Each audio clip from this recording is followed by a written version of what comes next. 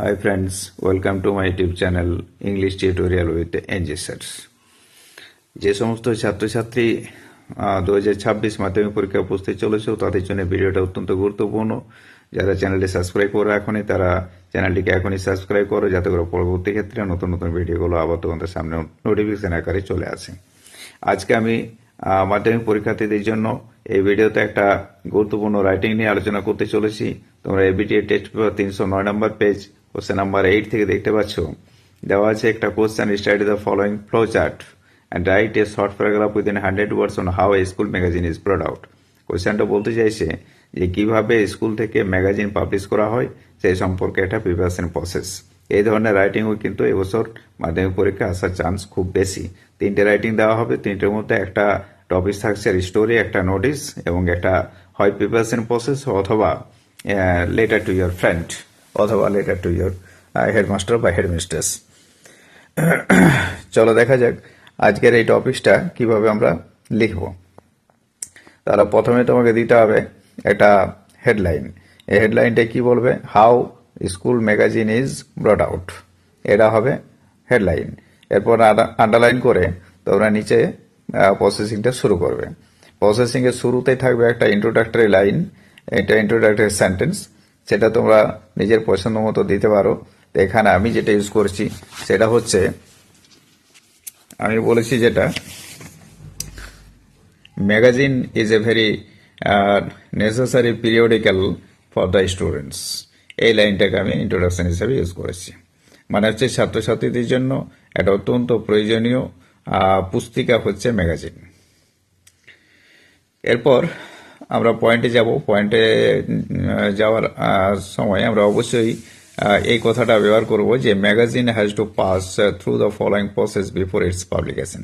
একটা ম্যাগাজিন প্রকাশিত হওয়ার আগে নিচের স্টেপগুলো বা নিচের প্রসেসটার ভিতর দিয়ে তাকে পেরিয়ে যেতে হয়। তার মানে নিচের প্রসেসের মাধ্যমে ম্যাগাজিন পাবলিশ করা হয়।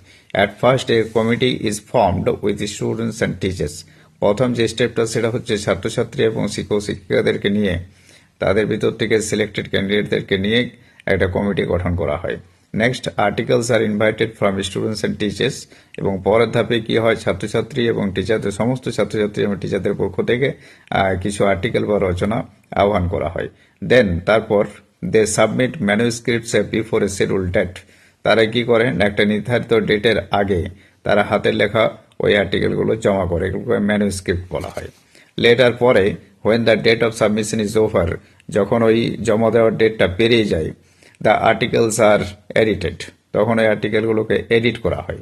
দেয়ার আফটার পরে ড্রাফটিং ইজ প্রিপেয়ার্ড, ওই আর্টিকেলগুলো থেকে ড্রাফটিং তৈরি করা হয়। After that the draftings are sent to the printer. তারপর ওই ড্রাফটিংগুলোকে কি করা হয় না, প্রিন্টিং মেশিনে পাঠানো হয়। When the printing is done, যখন প্রিন্টিং করা হয়, proof correction is required to be done, তখন আবার সেগুলোকে প্রুফ কারেকশন করা হয়। কোনো যদি স্পেলিং মিস্টেক হয় তাহলে সেখানে সেগুলোকে কারেকশন করা হয়। Now the committee approves the corrected draftings. তারপর কমিটি কি করে না, ওই যে ড্রাফটিংগুলো যেগুলো কারেকশন করা হলো, প্রুফ কারেকশন, সেগুলোকে অ্যাপ্রুভ করে যে হ্যাঁ এগুলো সব ঠিক আছে। অ্যান্ড সেন্ডস ফর পাবলিকেশন, তারপর সেগুলোকে পাবলিশ করার জন্য পাঠিয়ে দেওয়া হয়। উইদিন এ ফিউ ডেজ, কয়েকদিনের মধ্যে, অল আর্টিকেলস আর প্রিন্টেড, সমস্ত আর্টিকেলগুলোকে ছাপানো হয়। And bound in the book form, সেগুলোকে বইয়ের আকারে বাঁধিয়ে নেওয়া হয়। Finally the magazines are distributed among the students, এবং শেষ পর্যন্ত এই ম্যাগাজিনগুলোকে ছাত্রছাত্রীদের মধ্যে বিলিয়ে দেওয়া হয় বা বিতরণ করে দেওয়া হয়। তাহলে এইভাবে তোমাদেরকে প্রসেসগুলো বা প্রসেসিং বা প্রিপারেশন প্রসেস যেগুলো থাকবে সেগুলোকে রেডি করতে হবে। আশা করি বুঝতে পেরেছ। এই টাইপের রাইটিংগুলো তোমরা প্র্যাকটিস করো, মাধ্যমিকে পড়ার সম্ভাবনা খুব বেশি আছে। আজকে ভিডিও এই পর্যন্তই, দেখা হচ্ছে পরের ভিডিওতে। ভালো লাগলে অবশ্যই লাইক শেয়ার কমেন্ট করবে। লাইক শেয়ার কমেন্ট করলে নতুন নতুন ভিডিও বানানোর ইন্সপিরেশন পাই। আজকে এখানেই শেষ, ধন্যবাদ।